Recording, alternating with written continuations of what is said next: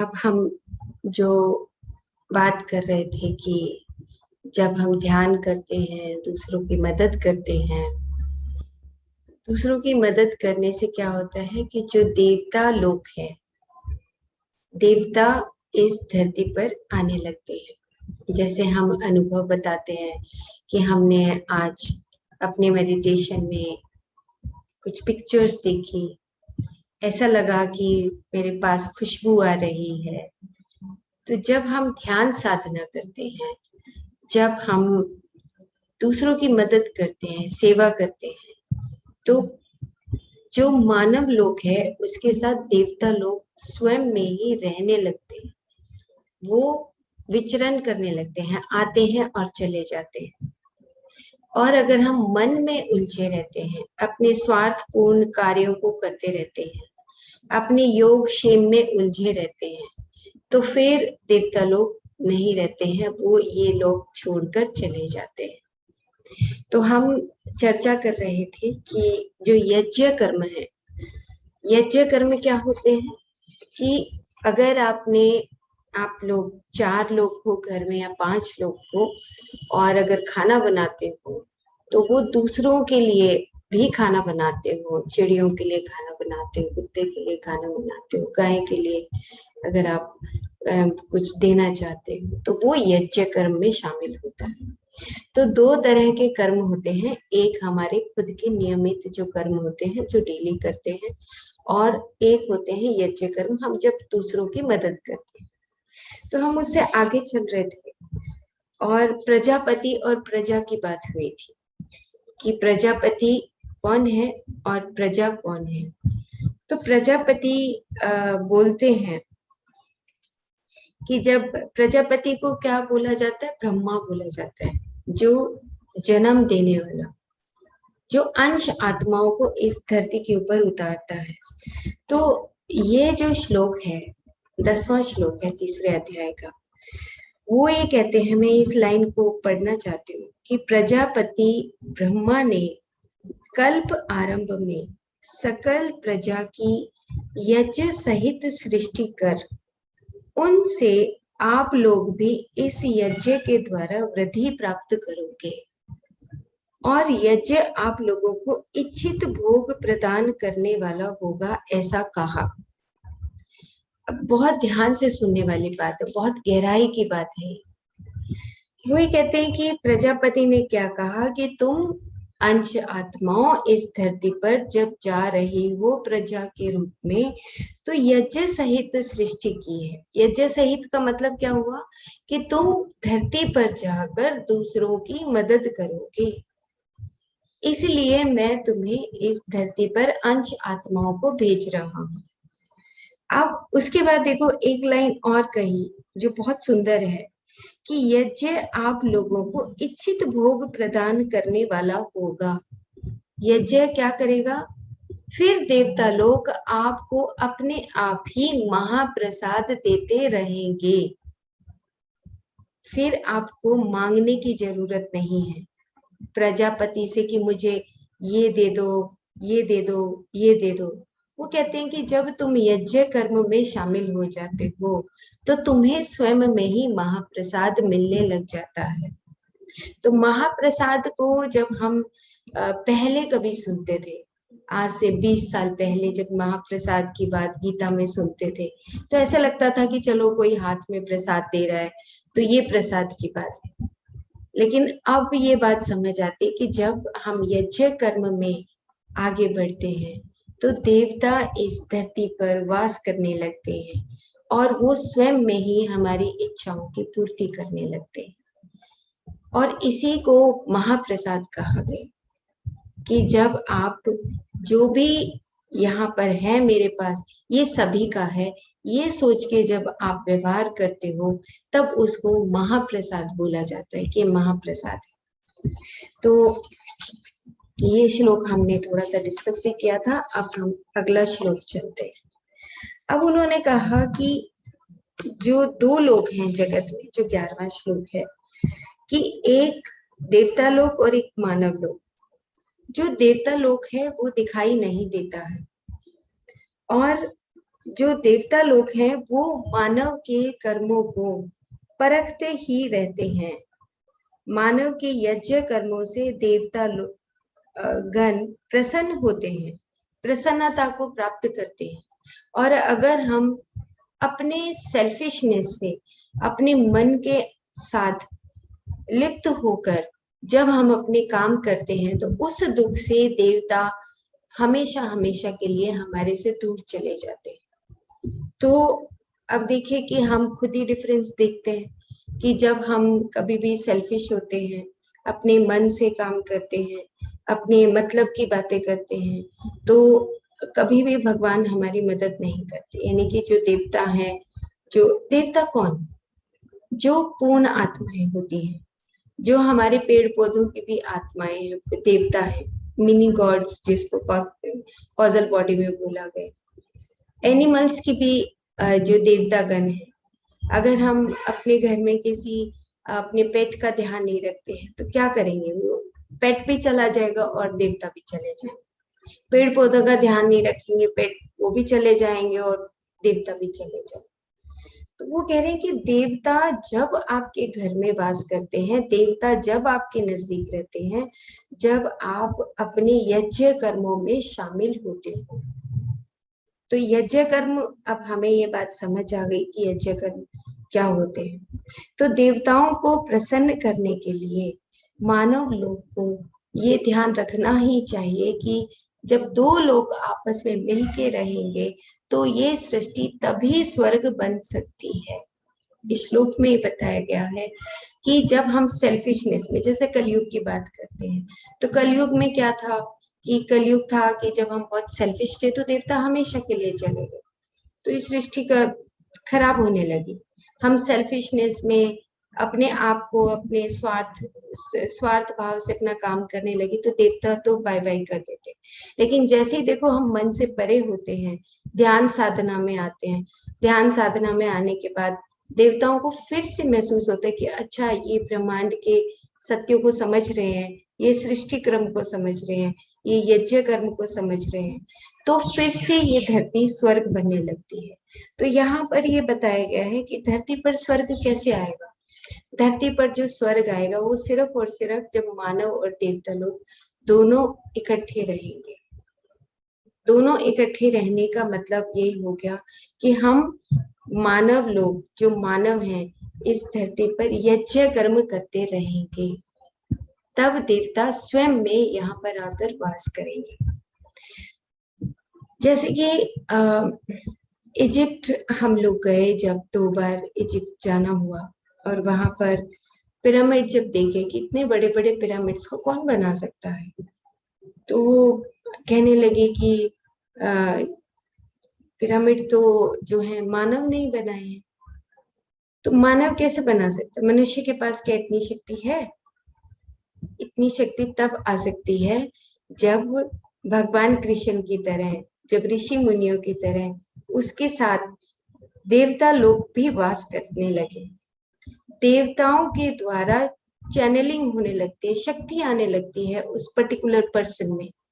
जैसे हम आजकल जो स्पिरिचुअल बुक्स पढ़ते हैं, जैसे खुर्शीद भावनगरी, उन्होंने अपनी ऑटोबायोग्राफी खुद पे लिखी, तो the laws of the spirit world, कहाँ से वो पावर आई? तो पावर कौन देने वाला होता है?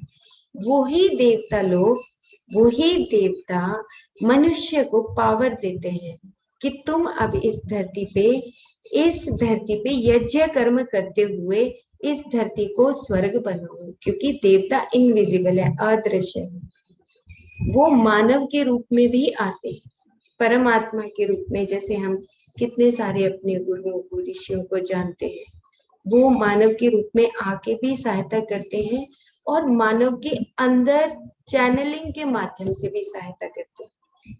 तो इजिप्ट का जब ये पता लगा कि इजिप्ट में जब लोगों ने, मनुष्य ने उस हजार हजार साल पहले जब इतने बड़े बड़े पत्थर बनाए, और बोस्निया की अगर हम इजिप्ट पिरामिड्स देखते हैं तो ऐसे पत्थर है कि हम आज की डेट में कोई साइंटिस्ट बना ही नहीं सकता। तो वो पावर कहाँ से आई? वो पावर है कि जहां पर मानव और देवता लोग इकट्ठे रहते हैं। दर्शन शास्त्री बन जाए हम, देवताओं से बात करने लगे अपनी दिव्य चक्षु से, जैसे ग्रंथ लिखे गए, चरक संहिता लिखी गई, सुश्रुत संहिता लिखी गई।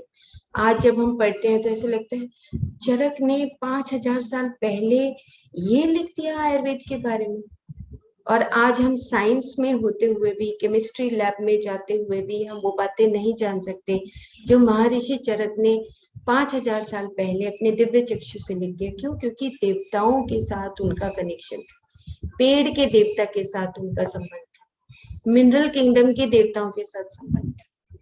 तो ये बात यहाँ पर भगवान कृष्ण अर्जुन को बता रहे हैं कि तुम्हें यज्ञ कर्म करते रहना चाहिए। अब आगे बताते हैं कि जो देवतागण हैं उनको हम, मतलब उन ब्रैकेट में लिखा है कि एस्ट्रल मास्टर्स, वो सूक्ष्म हमारे गॉड्स जो देवता हैं, वो कहते हैं कि जब वो संतुष्ट होने लगते हैं तो बिना मांगे ही प्रसाद बांटते हैं। यहाँ पर मैं इस श्लोक को भी पढ़ना चाहूंगी। 12वां श्लोक है 3रे अध्याय का, कि यज्ञ के द्वारा उन्नत हुए देवता निश्चय ही तुम्हारे अभिष्टित भोग बिना मांगे ही तुम्हें देते रहेंगे। अब क्या मतलब हुआ इसका, कि जो यज्ञ है, अगर आप यज्ञ कर्मों में शामिल होते हो तो देवता तुम्हें बिना मांगे ही प्रसाद बांटते रहेंगे। उस प्रकार देवताओं को दिए गए भोगों को जो मनुष्य किसी दूसरे को ना देकर स्वयं भोगता है, उस प्रकार का व्यक्ति चोर ही होता है। इसको बोला सतेन, एक शब्द आया है श्लोक में, कि भगवान ने हमें दे दिया, इतना बड़ा घर दे दिया, हमें एक अच्छा धन दौलत, धन संपदा दे दी, बच्चे हो गए, बच्चे बड़े हो गए, बड़ा परिवार हो गया, सारा कुछ भगवान ने दे दिया।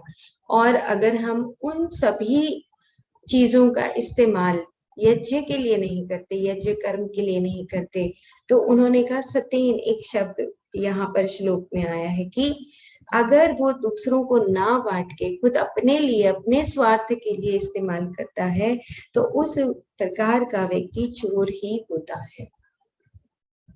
तो इसका देखो कितना गहरा मीनिंग है कि हम जब अपने लिए बनाते हैं, खाना बनाते हैं या अपने लिए घर बनाते हैं, हमारा कमरा, मेरा बेड, मेरा बर्तन, मेरा कपड़ा, पता नहीं मेरा करते करते हम मन में कितने छोटे हो गए हैं। तो यहाँ पर उन्होंने कहा कि तुम प्रसाद चाहते हो ना मेरे से, तो वो ये कहते हैं कि यज्ञ के द्वारा देवतागण जब संतुष्ट होते हैं तो बिना मांगे ही प्रसाद बांटते हैं। तो परलोकवासियों को प्रसाद दीजिए, ऐसा अलग से मांगने की आवश्यकता नहीं है। तो प्रसाद का मतलब जो मैंने भी ये 10-12 साल पहले ही समझा कि प्रसाद का मतलब क्या होता है, महाप्रसाद का मतलब क्या होता है। महाप्रसाद का मतलब बताया गया है कि मान लो कोई गेस्ट आ जाते हैं और हम खाना खाने के लिए बैठे हैं, तो हम गेस्ट को ये बोलते हैं कि तुम ये खाओ, हम कोई बात नहीं, हम थोड़ा खा लेंगे या हम नहीं बचेगा फिर से बना लेंगे। तो कहते हैं कि जब ऐसा हम करते हैं, ये मनुष्य जब ऐसा करता है, तो मैं तुम्हें महाप्रसाद देता हूँ, क्योंकि तुम दूसरों की मदद करते हो। ये प्रसाद और महाप्रसाद की बात अगले 2 श्लोकों में बताई गई है। लेकिन यहाँ पर इन्होंने कहा कि तुम्हें फिर अलग से मांगने की जरूरत नहीं है। तो वो ये कहते हैं कि मैं तुम्हें एक बात और कहना चाहता हूँ, भगवान कृष्ण अर्जुन को कहते हैं कि तुम्हारे पास जो अभी धन संपदा है, जो महल है, जो सभी लोग हैं जो तुम्हारे पास, वो तुम्हें नहीं लगता कि आवश्यकता से अधिक है? तो कहते हैं, तो वो ये कहते हैं कि आवश्यकता से अधिक जब तुम्हें प्रदान किया जाता है, जब तुम यज्ञ कर्मों को सीखते हो, जब तुम बांटना शुरू करते हो। और जब तुम बांटना शुरू करते हो तो फिर किसी भी चीज की कमी नहीं रहती। मैं स्वयं में ही तुम्हें प्रसाद देता हूँ। तो अब वो आगे कहते हैं कि लेकिन हमें उसे जो हमारे पास है आपस में बांट लेना चाहिए। हमें स्वयं में ही उसे पूरा स्वाहा नहीं कर लेना चाहिए। और इस प्रकार करने से चोर कहकर निश्चय ही अभिवर्णित होंगे, क्योंकि अगर हम स्वार्थपूर्ण अपनी धन संपदा को प्रयोग में कर लाते हैं तो हम निश्चित तौर पे चोर ही कहे जाएंगे। जिस समय हमारे पास जो है उसी समय वह सबका हो जाता है। यही सृष्टि का एकमात्र मौलिक महान सूत्र है। तो ये बात यहाँ पर एक लाइन जो है कि सृष्टि का एक महान मौलिक सूत्र क्या है कि जो हमारा है वो सभी का है। चलो उसका एक एग्जाम्पल देते हैं। एक बार पत्री सर का प्रोग्राम था और मैं घर में ही रुके हुए थे पत्री सर, और बहुत सारे लोग मेरे घर में रुके हुए थे। लगभग 50 के करीब, 50 से भी ज्यादा लोग थे जो घर में रुके हुए थे। तो ऐसे 2 फ्लोर हैं, तो उसमें ये हो गया कि एक में फीमेल हो जाएंगे, एक में मेल हो जाएंगे, इस प्रकार से सब होने लगा। तो निर्जन एक गांव है जींद में, तो वहां से भी बहुत सारे लोग आए हुए थे। तो बारिश आने लगी तो मैं अपनी अपनी मन की व्यथा बता रही हूँ। तो एक लेडी आई और घर में आ गई। तो घर खुला हुआ था, कई दिन से प्रोग्राम हो रहे थे। तो वो कहने लगे कि संगीता मैडम, तो मैं ड्राइंग रूम के दरवाजे के ऊपर खड़ी थी और वो कहने लगी, बैग था उनके हाथ में, कि मैं इस बैग को कहाँ रखूं। तो इतनी सी बात कि मैं इस बैग को कहाँ रखूं, तो मैंने कहा मैडम आप ड्राइंग रूम में रख लीजिए। मेरा इतना सा जो ट्विस्ट था कि ऊपर तो सब फुल है, जो फर्स्ट फ्लोर है, तो मैंने सोचा कि जो साइड में हमारा एक और हमने लिया हुआ था उस वक्त रेंट पे घर, तो उसमें वो रुक जाएंगे। मतलब मैं इतना सा ट्विस्ट अभी सोच ही रही थी। इतनी देर में पत्री सर ने मेरे को बुलाया, बहुत सारे लोग बैठे थे तो दूसरे कमरे में, तो बुलाकर मेरे को कहने लगी कि madam it is not your house, ये आश्रम है। वो उसकी मर्जी है कि वो कहाँ पर सोएगी, कहाँ पर रहेगी। आप उसको ये कहने वाले कौन होते हैं? मतलब एक सिंपल सी बात जो मुझे शायद मैं उनकी जो सोच रही थी कि शायद साइड वाले घर में वो रुक जाएंगी, तो बात वहीं पे खत्म हो गई कि ये जो घर है ये एक आश्रम है। जब हम हमारे पास देवता लोग वास करने लगते हैं, देवता रहने लगते हैं, तो मन को हमेशा के लिए डिलीट कर देना चाहिए। और ये बात मैंने सीखी आज से कुछ साल पहले, 3-4 साल पहले की ही बात है। तब मुझे ये आश्रम शब्द समझ आया कि ये मेरा घर नहीं है, जहां पर मैंने थोड़े से पल भर के लिए भी ये सोच लिया कि आप ऊपर सोओगे या चलो ड्राइंग रूम में आप सामान रख लीजिए। इतनी सी बात से सर ने मुझे एक मतलब ये बात समझा दी कि ये आश्रम है, आपका घर नहीं। तो जो भी चीज हमें यहाँ इस धरती पे दी जाती है और वो मेरी नहीं, वो सबकी हो जाती है। और जब मेरी नहीं सबकी हो जाती है तो यही एक महान मौलिक सूत्र है कि तुम इस धरती पे सिर्फ यात्रा करने के लिए आए हो, ट्रेवल करने के लिए आए हो, ये तुम्हारा नहीं है। तो ये बात मैंने सीखी और आश्रम का मतलब समझा। बच्चे तो बोलते रहते हैं कि मम्मा आपका घर नहीं है, आपका तो आश्रम है, और अच्छा भी लगता है, बहुत खुशी होती है। तो हम सबको एक मानव लोक और देवता लोक, फिर आगे के श्लोकों में बताया गया कि जहां पर मानव देवता लोग देवताओं की तरह रहने लगते हैं, तब ये धरती स्वर्ग बन जाती है। तो मानव जो है एक जीव आत्मा, जो दूसरे अध्याय में बताया गया कि जब एक जीव आत्मा परमात्मा बनने लगती है, तब हम स्वयं में अहम ब्रह्मास्मि, तुम ही भगवान हो, तो फिर हम भगवान के स्वरूप में इस धरती पे रहने लगते हैं।